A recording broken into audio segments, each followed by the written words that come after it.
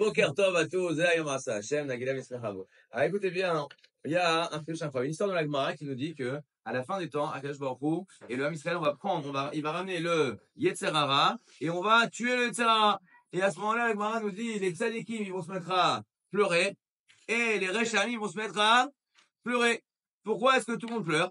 Elle dit la Gemara, parce que les Reshaim, ils vont voir le Yetzer Hara comme un cheveu. Ils vont voir le Serara comme un cheveu. Ils vont voir le Serara comme un cheveu. Ils vont dire quoi? C'était que un petit cheveu, celui-là, celui de Serara, et il nous a fait tomber, et ils vont pleurer. Les tzadikim, ils vont voir le Serara comme une grande montagne. Ils vont dire quoi? Le Serara, il était tellement grand, et on a réussi à le surmonter, et ils vont pleurer de joie. Le gars de Vilna, qui donne un chidouche extraordinaire. Il dit, pourquoi est-ce que les Récham, ils le voient comme un cheveu, et les tzadikim, ils le voient comme une montagne? Écoutez bien. Le Serara, avant la faute, qu'est-ce qu'il te dit? Il te dit, regarde, si tu fais pas ce truc-là, ça va être que tu vas louper ta vie. Si tu manges pas cette chose-là, t'as rien kiffé dans ta vie. Si tu vas pas voir cette jeune fille, t'as rien vu de ta vie, etc., tu vas être malheureux. Il arrive et il te fait croire, il te promet mondes et merveilles.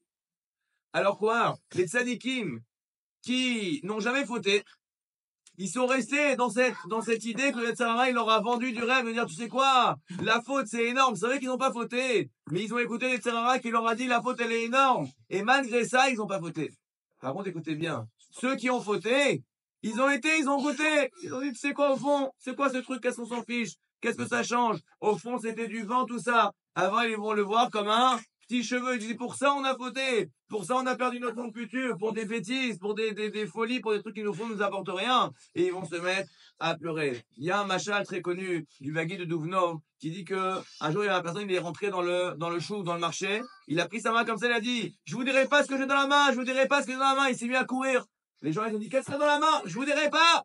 Et il s'est mis à courir. Les gens qui se sont fait, ils sont mis à lui courir après. Toute la journée, ils ont couru. À la fin, le soir, ils l'ont attrapé. Ils lui ont dit, dis-moi, t'as quoi dans la main? Et il a fait rien du tout. Ça, c'est le Yetzer Hara. Le Yetzer Hara, il te fait croire monts et merveilles. Il croit que si tu l'écoutes, tu vas avoir ceci, tu vas avoir cela. Il te promet, il te fait plein de promesses. Mais derrière, il te montre qu'il y a que du vent. Pourquoi je vous raconte ça? On voit une chose, c'est quoi? Que les ennemis. C'est-à-dire que les ennemis, c'est un machal, ça vient nous réveiller sur le grand ennemi intérieur qui est le Yetzer Hara. On voit l'Iran, on dit ils sont 90 millions, ils sont énormes, ils ont des missiles, si on les attaque, ils vont tout va exploser, on va rester des mois dans les miklatim, sans électricité, les gens ils ont acheté des trucs pour avoir l'électricité à la maison, on va pas avoir d'eau, pas avoir de lait, etc. On va dire qu'est-ce qu'on a vu? On a vu que tout ça, ça s'effrite. Tous les mensonges du Yetzer Hara, ils sont en train complètement de s'effriter devant nos yeux et va se révéler, Bezat Hashem, la réalité du monde. Heureux est l'homme qui a su faire face et comprendre l'arnaque du Yetzer Hara et pas tomber dans ses griffes. Bonne journée.